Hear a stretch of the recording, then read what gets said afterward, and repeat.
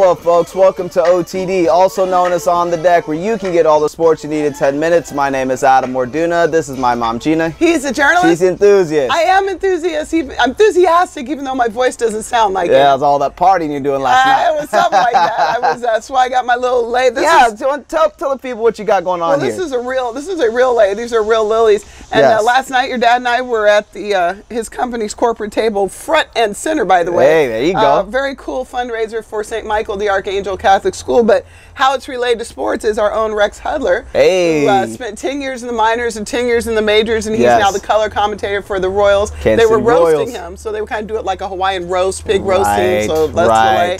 It was really cool. There were a lot of Royals, and but then they had like some video roasts from Ozzie Smith and just people that you're just like, I can't believe I'm in this room right now. So it was really amazing. That's awesome. For a sports enthusiast, I was trying to sit there and be dignified because I'm sitting at the head table, you know, and I was just geeking out. Of course. It was really cool. Well, congratulations. They raised a ton of money. Hey, well, so that's awesome. Cool. Well, that lei looks awesome. You look good wearing it, and that's awesome. Thank you. I'm going to keep it on to be festive because now we're talking about college football. Yes, exactly. We are talking about college football. We were just days away from kickoff. The AP official top 25 came out. Now, obviously, it's still preseason as far as kind of where everyone's at right now, but this is the first real look at who is where and where everyone is kind of at this point of the season.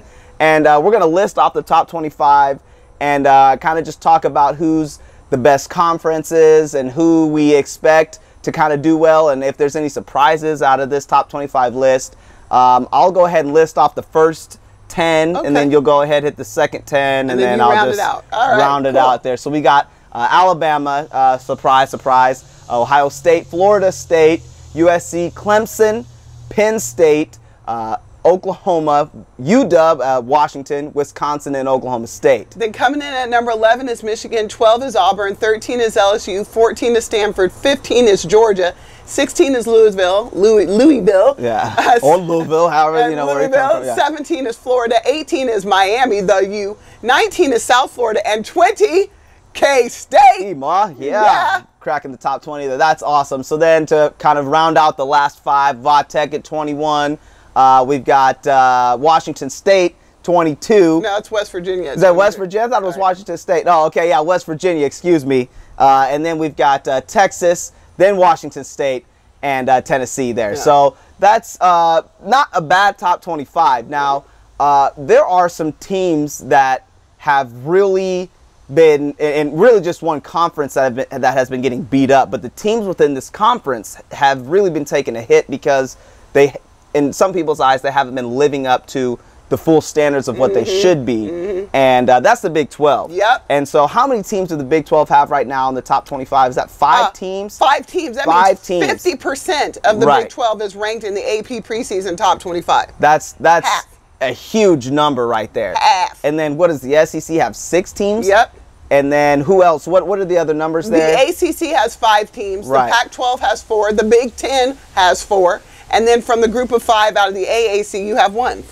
It's South Florida and the AAC. Yes. So all you have is the only conference that has more preseason top 25 teams than the Big 12 is the SEC. Right. Okay, so the SEC has 6 teams. Yeah, the SEC has 6. Yeah, because I said 5. Yeah, no, the SEC has 6. No, you said 6. And the Big 12 has 5. The ACC has 5. Then the Pac-12 and the Big 10 both have 4 each. Right. So this whole the Big 12, they play it shouldn't even be called football. They play something so different. It's football. It is football. And when we finished the season last year and we went to bowl games, we went to 6. That's 60% conference representation and won 4 of those 6 games. So come on, miss me with this bashing of the Big 12. The Big 12 just is getting a bad rap right now for a lot of different reasons. But to act like they don't play real football is outlandish. Real football beat 4 teams in the bowl games. The Big 12 is in the heartland of the country. There's only 1 team outside of the Midwest that it is not currently located centrally within the conference. And so when you go all up and down Texas, Oklahoma, Nebraska, Iowa, Colorado, Kansas, Missouri, the entire Midwest is football centered. 6-man football was invented in Nebraska. So it's just one of those situations where the Big 12 is getting a bad rap because they have 10 teams in a 12 named conference. Well, we have 10 teams in the land of 12 and 14 team conferences. Right, and our name is the Big 12. I say our name because that's the conference that I played in. Grew up watching, obviously, the Big 8 with the earlier years, and then they evolved into the Big 12. And then all those years, the Big 12 was one of the most dominant, if not the most dominant conference in all of football. And so they're just getting a bad rap. It's low-hanging fruit. It's an easy target. Can I tell you something else? Yeah. Part of the problem is who's on TV. Correct. Because the show that I saw where everybody was bashing the Big 12, it was a whole bunch of Big 10 commentators and an SEC guy. Right. So they're not going to give respect to the Big 12 conference. Correct. So listen, you need to get on one of these shows so that we can actually have someone who's unbiased talking about the Big 12. That's really part of the problem. The notion that Big 12 football is not good football, to me, just blows my mind. Yeah, we beat everybody else too, so there you go. You can't give me that. So there are some teams up here that have made the top 25, and every year there's always a couple teams you're like, oh, I don't know about them. Hey, they may just kind of be a flash in the pan. Do you have any initial teams that just kind of you look at and say, I don't really believe in them, at least to start out? You know, honestly, every year you usually see some group of 5 teams. Like you'll see a Toledo or I don't know if it's Northern Illinois or something you'll see like Western that. Michigan or Eastern Michigan or something that drop in there. I think these are all pretty well-named, storied programs. Right. I'm more surprised about who's not on there. You don't see a Baylor. You don't see a TCU coming out of the Big 12. You know, some of those. I guess I wasn't sure that Washington State was going to be that good this year, but maybe I just wasn't paying attention. I'm glad to see Vatech is back on the list. Sure. And South Florida, I will tell you, to answer your question after I've rambled, I think they're getting a bump because of who their coach is. Yeah. Honestly. Well, I do know that they were really good last year. They've got a lot of talent down there. They have a really good coach in Charlie Strong. They're down there in Tampa, Florida, so there's just a lot of good athletes around there in South Florida at that school. They were really good last year, and so I think athletically they are one of the top teams. We will see what happens. But in the conference that they play, they should be able to go ahead and run the table. Now, Central Florida is also really good, so we'll see what happens with Scott Frost and his second year coming out. Where's Lane Kiffin? He's at Florida Atlantic. So, yeah, he's also in the AAC. So there's a couple teams there in that conference that could really make a good push and make some noise. The team, for me, honestly, that I kind of feel like is a little bit of a shocker, it would be a Washington State. Yeah. I know that Mike Leach is up there. They had that Folk guy, the Folk quarterback, the Folk kid at quarterback. He's a gunslinger. But at the same time, I just don't see them really being a team that's worthy of the top 25 ranking. But you know you got to watch out for the Pirate up there. Leach has got Mike Leach, he is an odd coach, and you just never know. But we'll see. So this is the official top 25 for the AP. There's going to be so much more college football talk going on here.